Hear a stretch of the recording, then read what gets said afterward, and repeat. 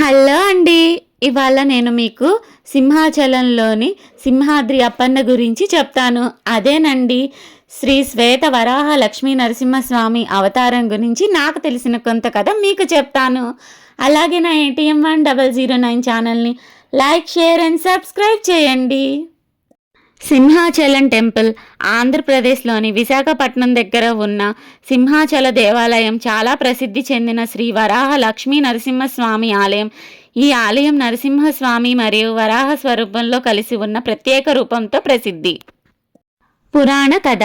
సింహాచలం దేవాలయ కథ విష్ణువు యొక్క 2 అవతారాలైన వరాహ మరియు నారసింహ అవతారాలతో సంబంధించింది. అసలు ఈ కథ ఎక్కడి నుంచి ప్రారంభమైందంటే, హిందూ పురాణాల ప్రకారం చాలా రాక్షసుల వంశం కశ్యప మహర్షి నుండే ప్రారంభమవుతుంది. ఆయనకు అనేక భార్యలు ఉండేవారు. వాటిలో ముఖ్యంగా దితి మరియు దాను. కశ్యప మహర్షి సృష్టిలో చాలా జీవులకు పితామహుడు. ఆయనకు అనేక భార్యలు ఉండేవారు. వారిలో దితి రాక్షసులకు తల్లి, దాను దానవులకు తల్లి, అతిథి దేవతలకు తల్లి. అందుకే దేవతలు మరియు రాక్షసులు ఒకే కుటుంబానికి చెందిన వారని పురాణాలు చెప్తున్నాయి. దితికి పుట్టిన ప్రముఖ రాక్షస కమల సోదరులు హిరణ్యకశిపుడు, హిరణ్యాక్షుడు. ఇద్దరు చాలా శక్తివంతమైన రాక్షసులు. పూర్వకాలంలో హిరణ్యాక్షుడు అనే రాక్షసుడు భూమిని సముద్రంలో దాచాడు. అప్పుడు విష్ణుమూర్తి శ్వేత వరాహ అవతారం తీసుకొని సముద్రంలోకి వెళ్ళి భూమిని పైకి తీసుకొచ్చాడు మరియు హిరణ్యాక్షుణ్ణి సంహరించాడు. హిరణ్యకశిపుడు హిరణ్యాక్షుడు తన తమ్ముణ్ణి విష్ణుమూర్తి చంపడంతో కోపంతో విష్ణువుపై ప్రతీకారం తీర్చుకోవాలని నిర్ణయించుకున్నాడు. హిరణ్యకశిపుని కుమారుడు ప్రహ్లాదుడు చిన్నప్పటి నుంచే విష్ణు భక్తుడు. హిరణ్యకశిపుడు తన కుమారుణ్ణి అనేక సార్లు చంపడానికి ప్రయత్నించాడు. విషం ఇచ్చాడు, కొండపై నుంచి పడివేశాడు, పాములతో కాటు వేశాడు. కానీ ప్రతిసారి విష్ణువు ప్రహ్లాదుడిని కాపాడాడు.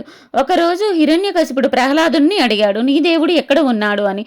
ప్రహ్లాదుడు చెప్పాడు, అతను ఎక్కడైనా ఉండవచ్చు అని. అప్పుడు హిరణ్యకశిపుడు ఒక స్తంభాన్ని కొట్టగానే అక్కడ నుండి నరసింహస్వామి అవతారంలో విష్ణుమూర్తి ప్రత్యక్షమయ్యాడు. నరసింహస్వామి ఇలా హిరణ్యకశిపుడిని సంహరించాడు. సాయంత్ర సమయంలో గడపపై తన గోళ్లతో అర్ధ మనిషి అర్ధ నారసింహ రూపంలో హిరణ్యకశిపుడిని సంహరించాడు.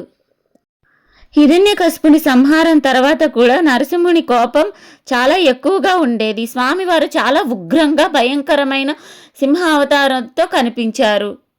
అప్పుడు ప్రహ్లాదుడు ప్రార్థించడంతో స్వామి శాంతించాడు. ఆ సమయంలో స్వామి వరాహము మరియు నారసింహ అవతారాలతో కలిసిన రూపంలో ఈ కొండపై ప్రత్యక్షమయ్యాడు. ఎలాగంటే సగం మనిషి, సగం సింహం, ముఖమేమో వరాహం. అందుకే సింహాచల కొండలపై సింహాద్రి అప్పన్న అదేనండి మన శ్రీ శ్వేత వరాహ లక్ష్మీ నరసింహస్వామిగా సింహాచల కొండలపై స్వామి కొలువై ఉన్నారు. అసలు ఆ కొండను సింహాచలం అని ఎందుకు పిలిచేవారంటే సింహం ఉన్న కొండ కాబట్టి సింహాచలం అని పిలువబడింది. ఈ ఆలయ స్థాపన పురాణాల ప్రకారం ప్రహ్లాదుడు ఈ కొండపై స్వామి విగ్రహాన్ని ప్రతిష్ఠించాడు. తర్వాత అనేక రాజులు ఆలయాన్ని నిర్మించి అభివృద్ధి చేశారు. ఈస్టర్న్ డైనసిటీ, విజయనగర ఎంపైర్, ప్రత్యేకంగా శ్రీకృష్ణదేవరాయలు ఈ ఆలయాన్ని దర్శించి ఎన్నో విరాళాలు ఇచ్చినట్టు పురాణ శాసనాలు చెబుతున్నాయి. ఆలయ నిర్మాణం. ఆలయం కళింగ శైలిలో నిర్మించబడింది. అందమైన శిల్పాలు మరియు రాతి మండపాలు ఉన్నాయి. కొండపైన ఉండటం వల్ల చుట్టూ అద్భుతమైన ప్రకృతి దృశ్యాలు ఉంటాయి. చందనోత్సవం కథ. నారసింహుని ఉగ్రం చాలా ఎక్కువగా ఉండడంతో స్వామిని చందనంతో కప్పి ఉంచుతారు. ప్రతి సంవత్సరం అక్షయ తృతీయ రోజునే చందనం తొలగించి స్వామి నిజస్వరూపం భక్తులకు చూపిస్తారు. ఈ పండుగను చందనోత్సవం అంటారు. చందనోత్సవానికి పురాణ కథ ఏంటంటే, పురాణాల ప్రకారం హిరణ్యకశిపుణ్ణి సంహరించిన తర్వాత నరసింహస్వామి చాలా ఉగ్రంగా ఉన్నాడు.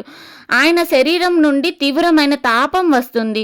దేవతలు భయపడ్డారు. అప్పుడు భక్తుడు ప్రహ్లాదుడు స్వామిని ప్రార్థించాడు. స్వామి శాంతించేందుకు ఆయనకు చందనం రాసి చల్లబరిచాడు అని పురాణాలు చెబుతున్నాయి. అప్పటి నుండి స్వామిని చల్లగా ఉంచేందుకు విగ్రహానికి ఎప్పుడూ చందనంతో కప్పే సాంప్రదాయం ప్రారంభమైంది. ఈ ఆలయం 1000 సంవత్సరాల నాటి పాత గుడి అని పురాణ శాసనాలు చెప్తున్నాయి.